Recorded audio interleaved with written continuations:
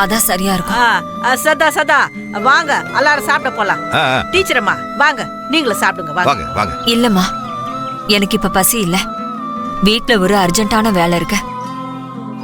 நான் இன்னொரு நாள் வந்து சாப்பிட்றேன். நான் கிளம்புறேன்.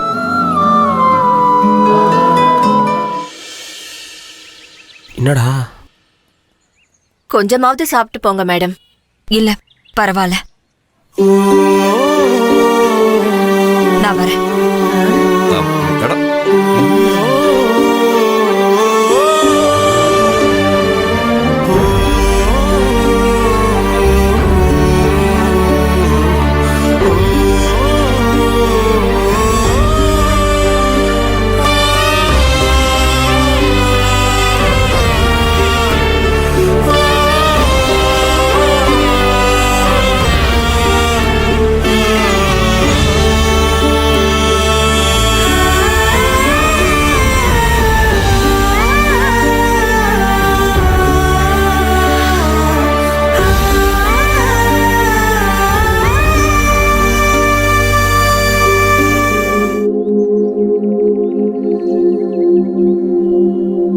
என்னடா டில்லி? என்னடாச்சு? இல்ல ஏதாவது வேலை இருக்கும்.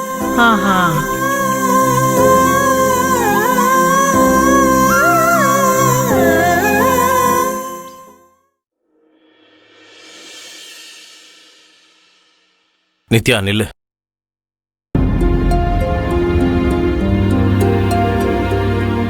இந்தா. என்னதுண்ணா? பாரு.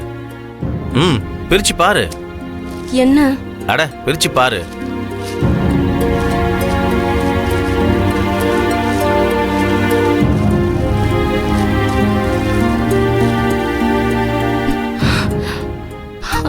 அண்ணா. பாரு.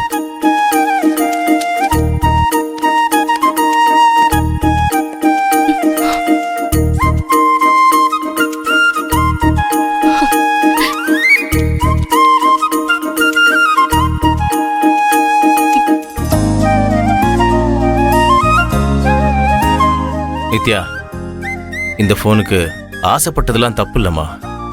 அது நீ உங்க அண்ணிக்கிட்ட கேட்ட விதமும் அம்மா கிட்ட சொல்லிட்டான்ற கோவத்துல நீ செஞ்சதும் தப்பு தானம்மா.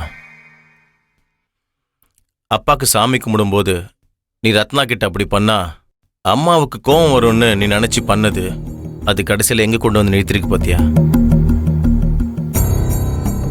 நான் அம்மாவை கோபமா எதிர்த்து பேசி அம்மா வருத்தப்படுற அளவுக்கு போயிடுச்சு. நீ இப்படிலாம் பண்ணதுக்கு பதிலா நேரா என்கிட்ட வந்து அண்ணா எனக்கு ஒரு புது போன் வாங்கி கொடுன்னு கேட்டிருக்கலாம்ல. எதுக்குமா இப்படிலாம் பண்ண? வேணாம்மா, நீ படிக்கிற பொண்ணு, இதெல்லாம் உனக்கு வேணாம். ரத்னா உன்னோட அண்ணி, அவளை மிரட்டி பிளாக்மெயில் பண்றதுலாம் தப்புமா. இனிமே இந்த மாதிரி தப்புலாம் பண்ணாம படிக்கிற வழியை பார். சரியா? அண்ணா ஒரு நிமிஷம். நான் பண்ணது எல்லாமே தப்பாவே இருக்கட்டும். சின்ன அண்ணா அவரோட கல்யாணத்தை நினைச்சு எவ்வளவு சந்தோஷமா இருந்திருப்பாரு. ஆனா அந்த கனவுல அண்ணி கல்ல தூக்கி போட்டு கலைச்சிட்டாங்கல்ல அண்ணா.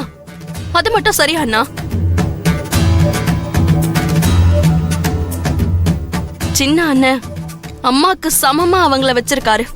அவ்வளவு மரியாதையா அண்ணிய பாக்குறாரு. அவருக்கு துரோகம் பண்ண இவங்களுக்கு எப்படி அண்ணன் மனசு வந்துச்சு?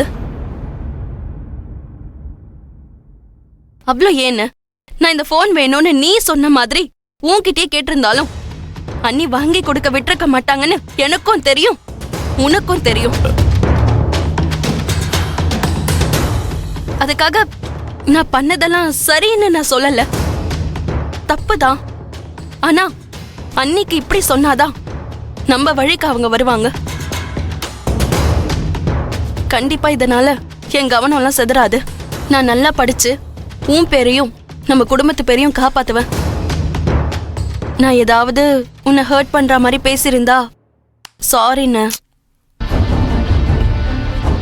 அதை விடு, நடந்ததை மறந்துடு நித்யா. ரத்னா இப்படி பண்ணாக்கா அவளை பண்ண மாட்டா. பண்ண நான் விட மாட்டேன். சரியா? சரிண்ண. என்ஜாய் பண்ணு, கவலைப்படாது.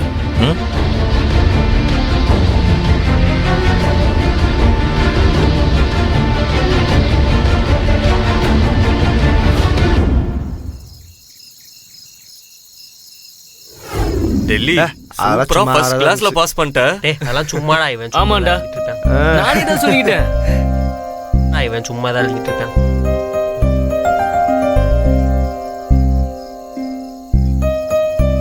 அவனுக்கு என்னடா நல்லா படிப்பான். இவனா நல்லா படிப்பியாமே நீ?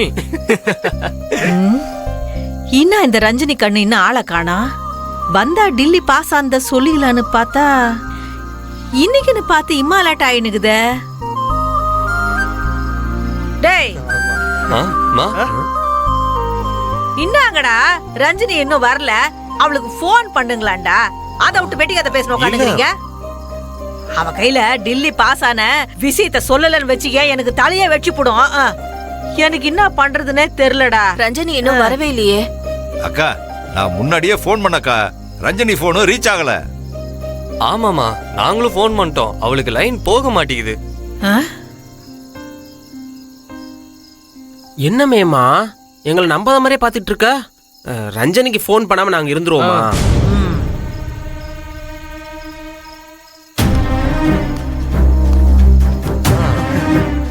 டேய் ரஞ்சினி வந்தாச்சுடா. ரஞ்சினி. ரஞ்சினி வந்துச்சா? ரஞ்சினி ரஞ்சனி வாமா ரஞ்சினி, உன் போனுக்கு என்னாச்சுமா? காலையில இருந்து எல்லாரும் வெயிட் பண்றோம் தெரியுமா? இத பாரு, இங்க பாரு. என்ன ஆச்சு கண்ணு? ஏன் இம்மா நேரம்?